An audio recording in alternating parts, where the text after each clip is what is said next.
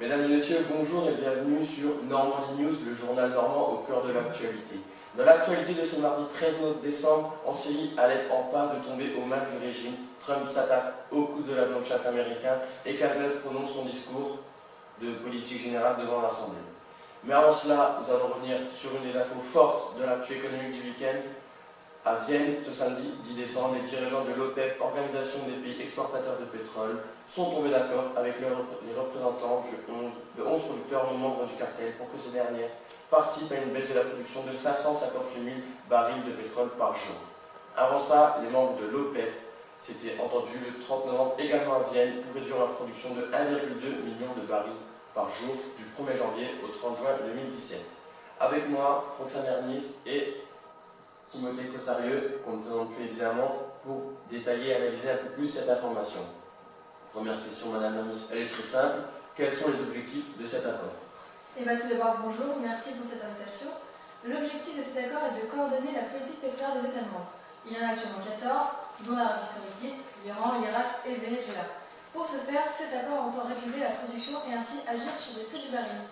En effet, le but de cet accord est de faire remonter les cours qui sont au plus bas depuis 2008. Les membres ont pour cela décidé de diminuer leur production de 2% dans les semaines à venir. Toutefois, pour que les exportations suivent la courbe décidée, il est important que les membres suivent les conditions de production dictées par ce contrat, ceci dans l'optique de contrer les productions canadiennes et états-uniennes. Chaque pays reçoit donc un quota de pétrole à produire en barils par jour à la hausse ou à la baisse. D'accord, on comprend mieux. On le sait, les accords internationaux sont parfois un peu fragiles. C'est pourquoi nous sommes en droit de se demander s'il existe des menaces concernant cet accord. Concernant les menaces, il est sûr que certains pays membres de l'OPEP n'ont pas toujours su respecter les quotas de production qui leur étaient attribués, comme le Venezuela et l'Iran, dont la situation économique dépend énormément de ces exportations. De plus, certains pays non membres tels que la Russie n'ont jamais fait de gros efforts malgré leurs déclarations sur la volonté de stabiliser les prix. De plus, avec la perte de leadership, de dissensions internes et la demande mondiale en baisse, il apparaît que le prix du baril devrait se maintenir à son niveau actuel. La réaction positive des marchés tiendrait alors plus à un effet de surprise qu'à autre chose. Désormais, le Moyen-Orient ne détient plus les clés de la production pétrolière mondiale due à l'émergence de nouveaux géants. Les membres de l'OPEP représentent aujourd'hui que près d'un tiers de la production. Il apparaît aussi que cet accord est soumis à des tensions géopolitiques entre l'Arabie Saoudite et l'Iran, et cela induit qu'il peut être cassé à tout moment. Pour finir, un risque de récession est aussi présent du fait que le regain de croissance ne pourrait être dû qu'à l'effet de baisse du prix du pétrole sur la demande des ménages. Merci pour cet éclairage, Madame Ernis. On va continuer avec l'excellent Monsieur Cossarieux. Le ministre qatari de l'énergie, Mohamed Salah El Sada, parle d'un accord historique. Pourquoi? Oui, alors, il faut savoir que l'OPEP a pour but initial de réguler le prix du baril de pétrole.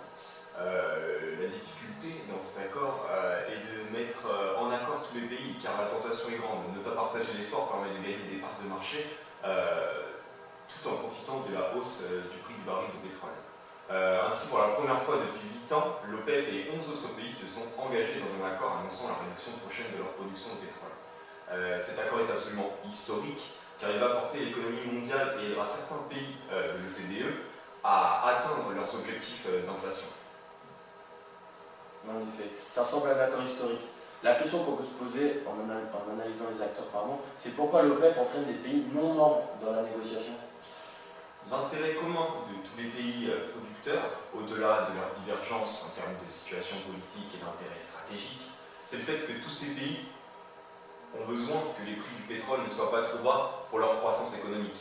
Ainsi, les producteurs acceptent de contribuer à l'accord pour permettre au marché de se rééquilibrer dans le but de réguler le prix du baril et augmenter leur marge. Plus les producteurs s'investissent dans cet accord, plus le prix du pétrole va reprendre son cours initial et augmenter. D'accord. Monsieur Cossarieux, un pays s'est fait remarquer par son absence, il s'agit des États-Unis. Pourquoi ne font-ils pas partie de cet accord? Ils ne font pas partie de cet accord pour deux raisons. Premièrement, adhérer à cet accord signifie de céder la maîtrise de sa production énergétique. Et on peut difficilement imaginer qu'un gros producteur va y souscrire dans un avenir proche.